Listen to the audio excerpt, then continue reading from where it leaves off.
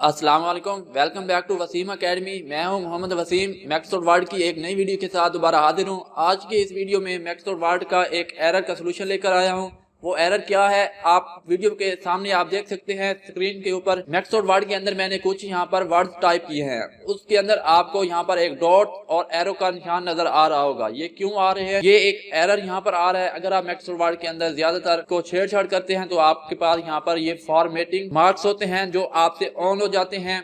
जब आप स्पेस का बटन यूज करते हैं या आप टैब का बटन यूज करते हैं तो आपके पास ये यहाँ पर निशान आ जाते हैं। ये क्यों आते हैं? फॉर्मेटिंग मार्क्स हमारे पास जो होते हैं वो आपने ऑन करके उसको रखा हुआ होगा, आपसे वो गलती से ऑन हो गए होंगे। आपने इसको किस तरह से दुरुस्त करना है, जैसे कि आप यहाँ पर आप वीडियो के अंदर देख भी सकते हैं। आपके अंदर पहले से यहाँ पर कुछ लिखा हुआ है। अगर मैं यहाँ पर स्पेस यूज करता हूँ तो आप देख सकते हैं डॉट आ रहा है। अगर मैं इसको यहाँ पर रिमूव कर देता हूँ और मैं यहाँ पर ये आप देख लें स्पेस मैंने टाइप किया तो आपके पास यहाँ पर डॉट आ गया है। और मैं यहाँ पर कुछ भी टाइप करता हूँ, जैसा कि मैं यहाँ पर कुछ भी टाइप करता हूँ और मैं उसके बाद स्पेस प्रेस करता हूँ तो ये आप देख सकते हैं यहाँ पर डॉट आ गया। इसी तरह मैं कोई और दोबारा स्पेस करता हूँ, ये आप देख सकते हैं। अगर मैं टैब का बटन प्रेस करता हूँ तो यहाँ पर ये एरो का निशान आ रहा है। तो ये यहाँ पर हमारे पास पैराग्राफ फॉर्मेटिंग मार्क्स होते हैं, ठीक है।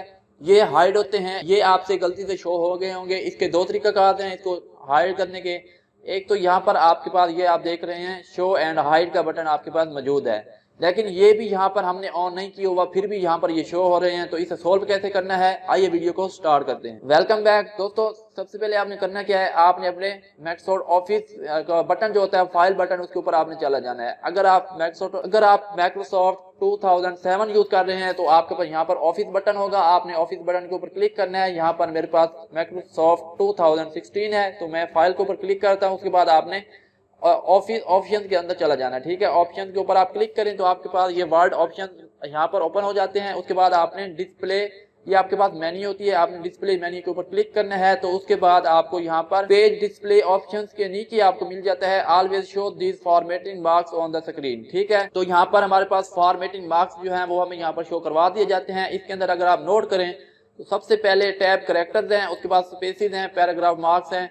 तो यहाँ पर जब हम ये आप देख सकते हैं टैब कैरेक्टर्स, जब आप टैब प्रेस करते हैं तो आपके पास इस एरो का निशान हमारा वहां पर बन जाता है। और अगर हम स्पेस प्रेस करते हैं तो हमारा वहां पर डॉट आ जाता है, ठीक है। तो ये आप देख सकते हैं यहाँ पर स्पेसिस लिखा हुआ है, उसका यहाँ पर चेक मार्क यहाँ पर लगा हुआ है। इसीलिए वहां पर जब आप कोई वर्ड लिखते हैं तो स्पेस यूज करते हैं तो आपका वहां पर डॉट आ जाता था, क्योंकि ये यहाँ पर इसने ऑन किया हुआ है, ठीक है। तो आपने इसको खत्म करने के लिए इसका चेक मार्क हटा देना है, ठीक है। दोबारा से इसका भी चेक मार्क आपने खत्म कर देना है। उसके बाद आपने सिंपली ओके के ऊपर क्लिक करना है।